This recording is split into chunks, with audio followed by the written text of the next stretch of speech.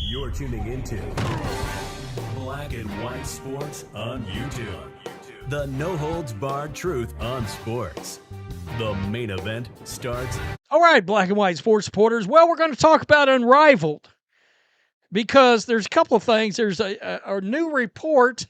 They have a new revenue value on the entire property after some new investors come in and got involved in this Unrivaled league, and the Unrivaled president addresses Caitlin Clark potentially playing in the league.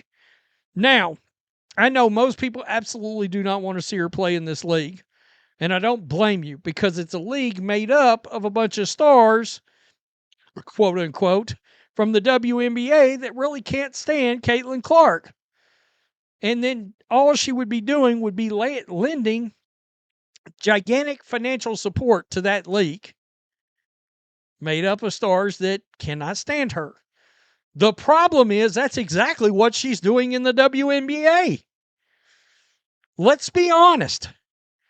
It's a league made up of a bunch of stars, including some of them on her team that at times feels like they may not like her that much.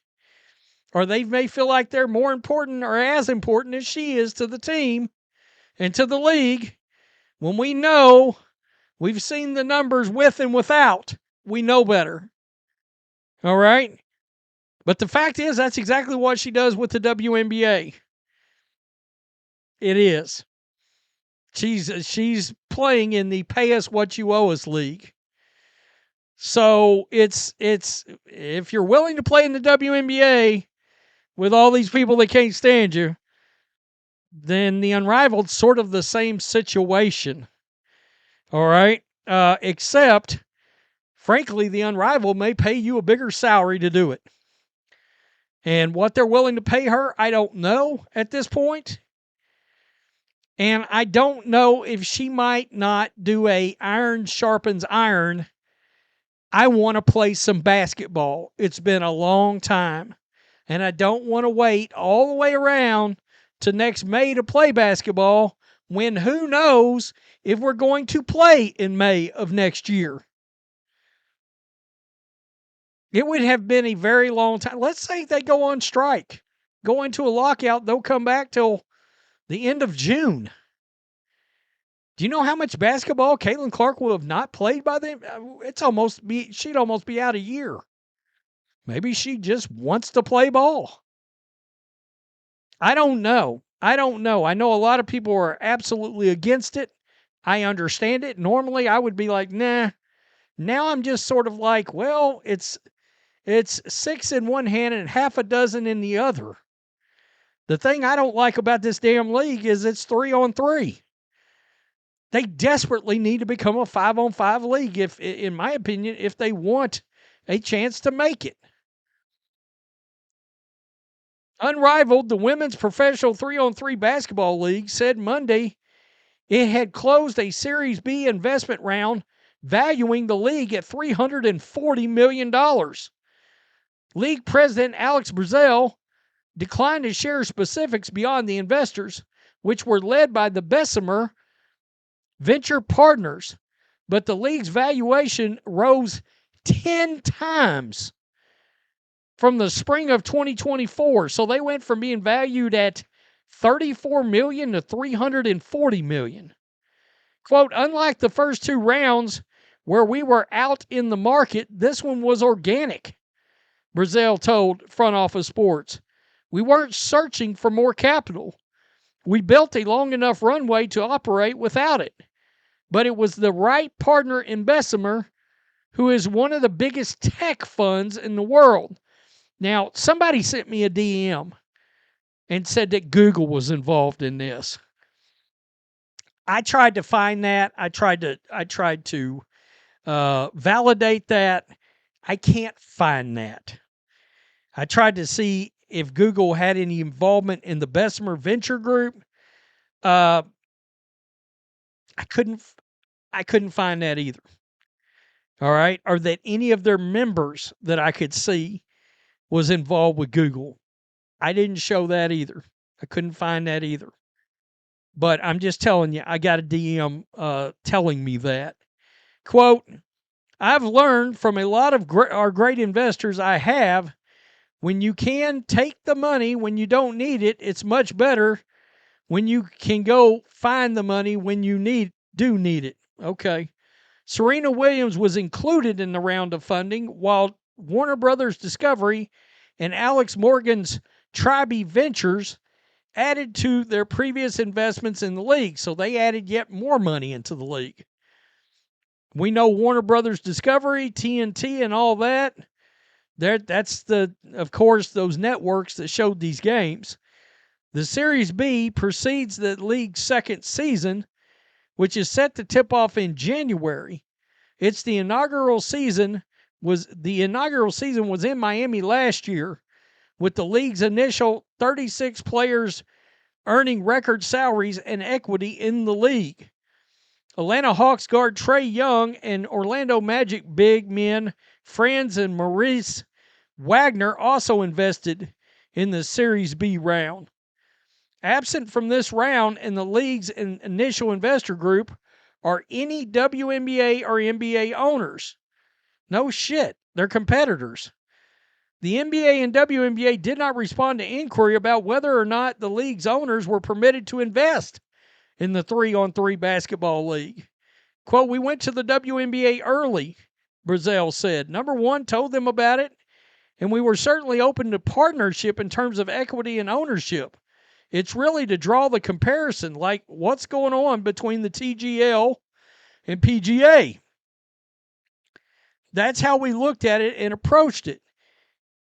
We would be the majority investors in control, but they would still have an upside and skin in the game with women's basketball year-round. They chose not to do that. I'm telling you, and I'm going to say it again for the umpteenth time. It's because they view you as direct competitors, and you're a conflict of interest. And Nafisi Collier and Breonna Stewart being vice presidents of the WNBA PA is a direct conflict of interest in trying to get a CBA done. Because, well, they're co-founders of the Unrivaled. I'm not sure why this is so hard for them. The WNBA and the Women's National Basketball Players Association are currently in negotiations for a new CBA. One source told Front Office Sports an extension will likely be necessary to avoid a work stoppage. Unrivaled paid its players an average of $220,000 last year, with some earning more, outpacing WNBA pay. A new class of players in 2026, highlighted by Paige Beckers, who signed a 3-year deal that includes a first year that pays more than her entire WNBA contract. She's making $78,831 with the Dallas Wings. She'll make $348,989 in 4 years. So she's making north of $348,000 in her first year in Unrivaled. 4 times the amount. Unrivaled has already signed 90% of its 2026 roster and is expected to add 6 new players, bringing the pool to 42. The new players will be part of a developmental pool that gives the league much-needed flexibility for substituting for injured players, a major issue last year. Another puzzle piece for the league's coaching staff, Brazil, said that one head coaching role remains open. It also talks about they would be finding a much bigger arena. So this video is starting to run long, so let me just bump over here to Caitlin Clark. Unrivaled president speaks about Caitlin Clark's dialogue. Unrivaled made a concerted effort to get Clark to play in 2025, and while it looked likely that she would for a time, Clark ultimately declined the offer. So they thought she was going to play, I guess.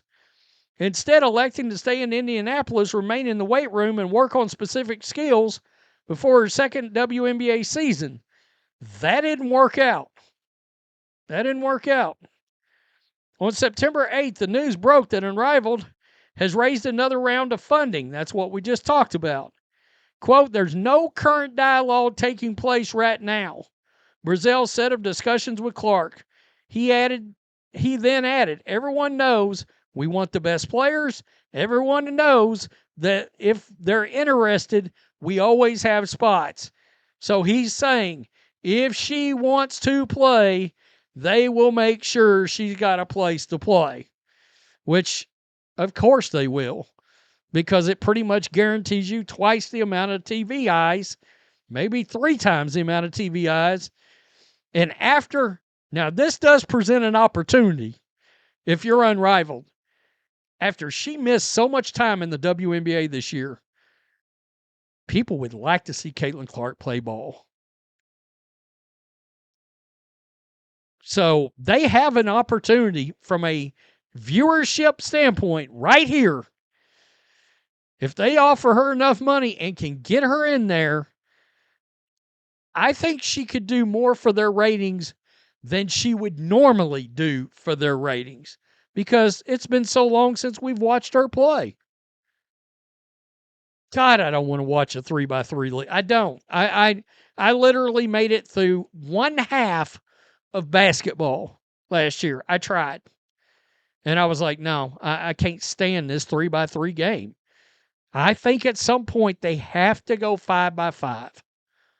Or it's not going to, I mean, it's just your casual, everyday basketball fan, which you are trying to get, wants to watch 5x5 basketball, not 3x3. It is what it is. And I could not care less about that one-on-one competition that everybody was losing their minds over on social media. I was like, really? Who gives a bleep? I want to see actual basketball teams play. I don't care about one-on-one crap. I don't understand the draw with that. I don't at all. Tell me what you think. Do you want Caitlin to go to Unrivaled? My belief is 8 out of every 10 commenters on this channel will say no. 80% of you. I might just put a poll out. We might find out. Peace. I'm out. Till next time. Thanks for watching the show. Be sure to like, comment, and subscribe. Be sure to tune in next time on Black and White Sports.